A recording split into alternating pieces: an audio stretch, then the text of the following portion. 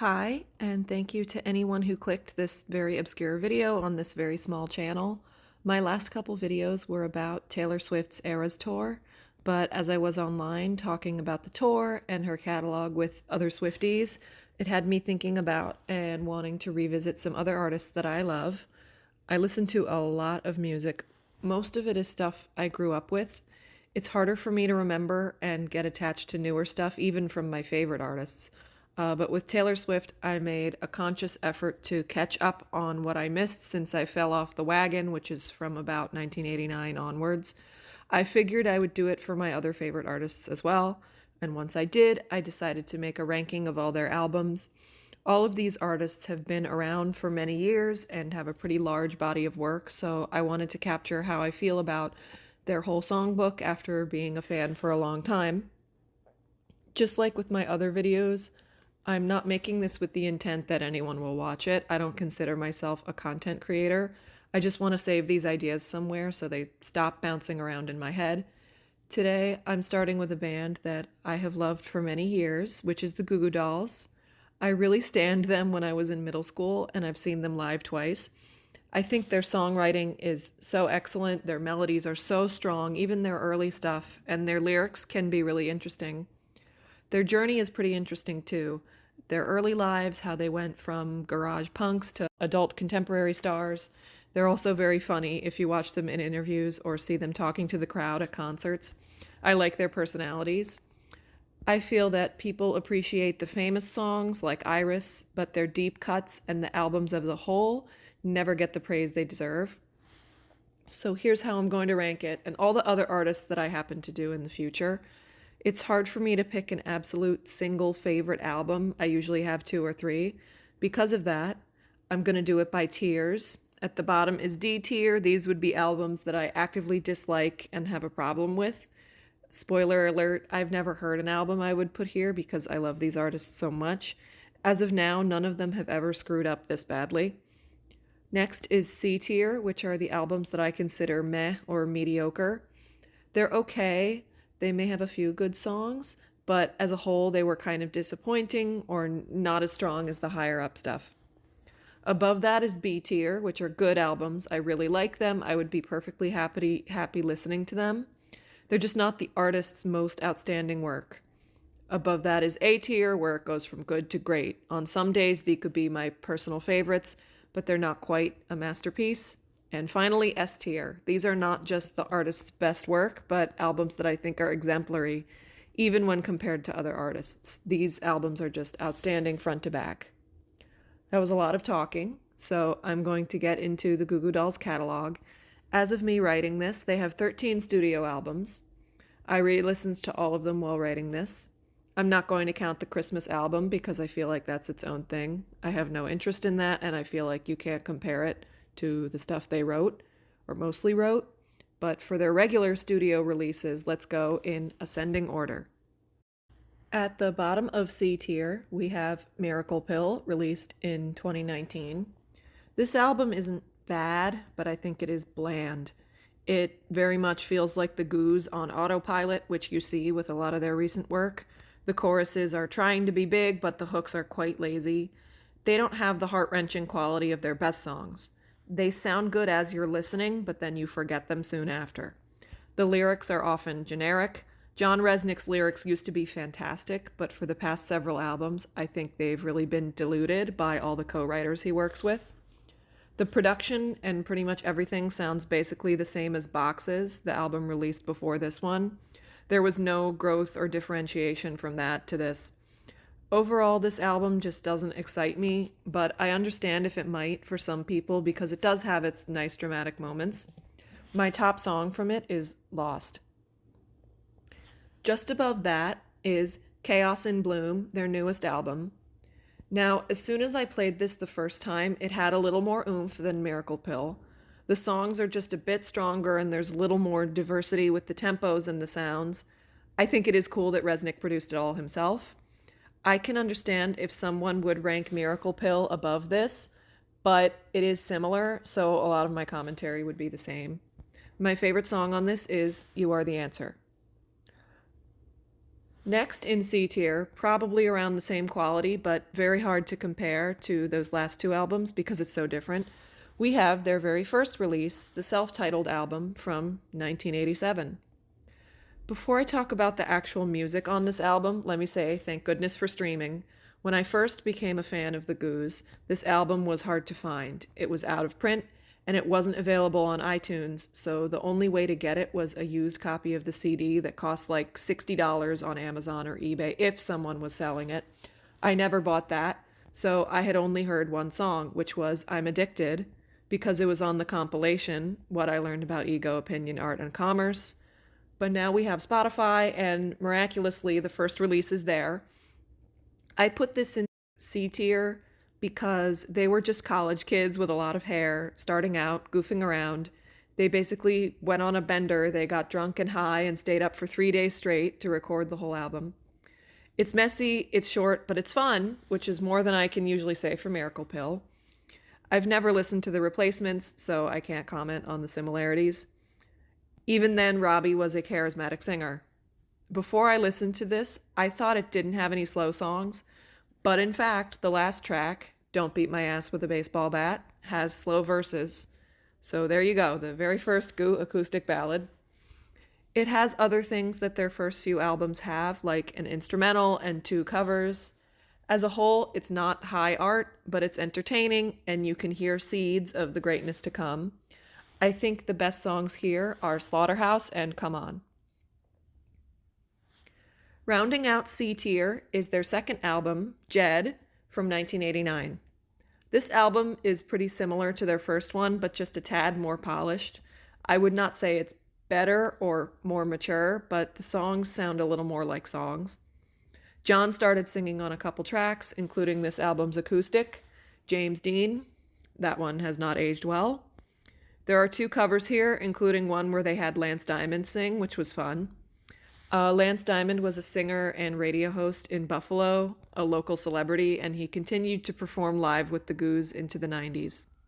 Jed isn't great by any means, but in some songs, they played with sounds that they would go on to use in their first great records, which I'll get to later.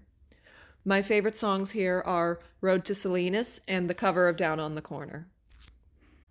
Now we're starting with the B tier. First up here, I would put Boxes from 2016.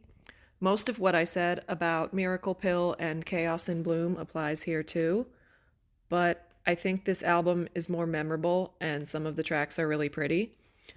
Once again, the Achilles heel here is the genericness, both musically and lyrically. Some of the hooks, like Souls in the Machine and The Flood, are catchy, but they're so basic and repetitive. On a superficial level, I like them, but I know Resnick can do better. Yet there are some high highs here and a certain atmosphere that I think brings it all together. It's very cohesive and hyper polished, even the Robbie songs. I promise I really do like Robbie, but on their recent albums, he's been co-writing with John, which takes away a bit of the unique charm of his songs. So Boxes is decent and sometimes good. It was a moderate commercial success, which Miracle Pill tried to copy. My favorite songs are The Pin and the title track. After that, I put Something for the Rest of Us from 2010. Let me start by saying this was the first Goo release that I really anticipated for a whole album cycle. When I first became a fan, it was a few months before Let Love In came out, so I didn't have to wait very long. This was the first album that I waited the whole 4 years for. When I first listened, it was a disappointment. There were more boring songs. It definitely felt like a step down for them. But there were some songs I really liked. It wanted to be dark. There's a lot of heavy subject matter on it, which doesn't always land, including somewhat of a fixation on the Iraq War. Even Resnick has said they were having a miserable time as they were making this. But with time, this album has grown on me, especially when compared to what came later. It can drag, but when it's good, it's very good. My favorite songs are Nothing Is Real, Still Your Song, and Soldier. At the top of my B tier is Magnetic, released in 2013. This record sits between the gloomy sound of Something for the Rest of Us and the much lighter sound of Boxes. It's a bit more upbeat than the decade of material that preceded it, and it mostly works. You can tell Resnick was happier in his personal life based on the songwriting. There are a few songs like the single Come to Me where they were obviously trying to jump on the folk pop movement like the Lumineers. That was a little weird. I prefer the more goo sounding rock songs. I'm not crazy about the other single, Rebel Beat, but it's fun to yell along to. This was their last album with Mike Mullanian as drummer, which gives it a nostalgia factor. Like the previous record, this one has some great moments, especially the closing track. My top songs from Magnetic are Caught in the Storm, Bringing on the Light, and Keep the Car Running. That closer is a gem among their whole discography. Now we're going to A tier, the albums that I think are really, really good. Here's where I would put Hold Me Up from 1990. This was their third LP and a big step up from the two that came before. Even John has referred to this as quote unquote our first real record. It still has the punk sound, but more melodic. He also said they were trying to walk that line between still being seen as this cool local band, but also getting into more mature songwriting that could potentially turn off their small fan base. The lyrics were getting more sophisticated and the tunes were getting more hooky, so it's really fun to sing along to. Lance Diamond came back for a cover of Never Take the Place of Your Man by Prince. Hold Me Up was still rough, but they had come a long way, and they were about to go even further. My favorite songs from Hold Me Up would be the duet Hey, their best instrumental, Kevin's Song, one of their best covers, Million Miles Away, and the ballad 2 Days in February. That was recorded in a garage. You can literally hear the cars passing. So I prefer the studio version that's on Ego Opinion Art and Commerce. But the song originated here, and it is the ballad this time around. I also have to mention I'm Awake Now, which was a song they did in 1991 for the film Freddy's Dead Final Nightmare. Resnick has written a lot of songs for movies, but that was one of the best. Quite different from Hold Me Up, but at about the same level, I have their 2006 record, Let Love In. I have a soft spot for this album because it was around the time I became a fan and I saw the tour. It's in the same vein of the couple albums that came before it, but with more pianos and more ballads. It's more toward pop and adult contemporary than it is rock, with the exception of We'll Be Here When You're Gone, which sounds like it could have been on Gutter Flower or something for the rest of us because it's so heavy and dark. I remember during the concert when they were playing that song, that was the point at which like my family started complaining that it was too loud because that song is just like bang. Here you'll find their first Christmas song and their most successful single outside of the late 90s, which is Better Days. Also, their very commercially successful cover of Supertramp's Give a Little Bit. Now, I did see an online comment saying this was, quote, the beginning of the end, and I get what they mean. Ever since this album, they've been basically doing this over and over, but not as good as this was. It's also where Resnick started using more co-writers, and I've already said how I feel about that. Still, it's a very good album if you like this very mainstream sound. The songs are big, they're pretty, they're slickly produced. My favorites are the title track, then Listen, Can't Let It Go, which is one of my all-time favorites, and Become. Atop the A tier is their commercial breakthrough, the 1995 classic A Boy Named Goo. This was the album that had their first big hit, the acoustic ballad Name. The rest of the record, though, doesn't sound like that. It's more grunge-influenced. I think it has maybe the most distinct sound of all their albums because of the guitars and the prominent use of backing vocals. Every John track here is strong, and Robbie's are solid. There are 2 more covers here, including a fan favorite, Robbie being an absolute animal on Slave Girl. Back to Name, that song still holds up. It's so pure and bittersweet, just one of their best ever. It didn't even start as a single. Some radio DJ just started spinning it on his station because he knew it was special, and once it caught on, then they released it as a proper single. While it is the crowning achievement on this album, there's plenty of great stuff here otherwise. My standout tracks would have to be, hold on because there are a lot, Naked, Flat Top, Name, Ain't That Unusual, Eyes Wide Open, and Slave Girl. Now we have the S tier, their finest work.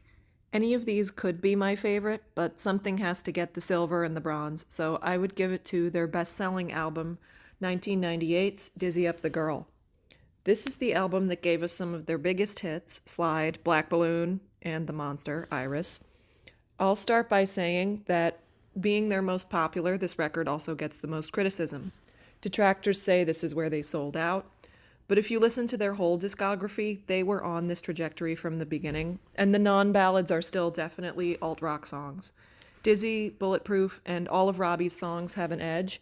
Even the ones that sound more light and pop, like Slide and Broadway, have depth, and the lyrics tell some really sad stories. Those very much come from their blue-collar roots. This was produced by Rob Cavallo, and he produced bands like Green Day, My Chemical Romance, and Paramore, so there's plenty of rock credibility. The instruments are just tighter. All the writing is great. As for Black Balloon, what a song. It's stunning, even compared to their other signature ballads.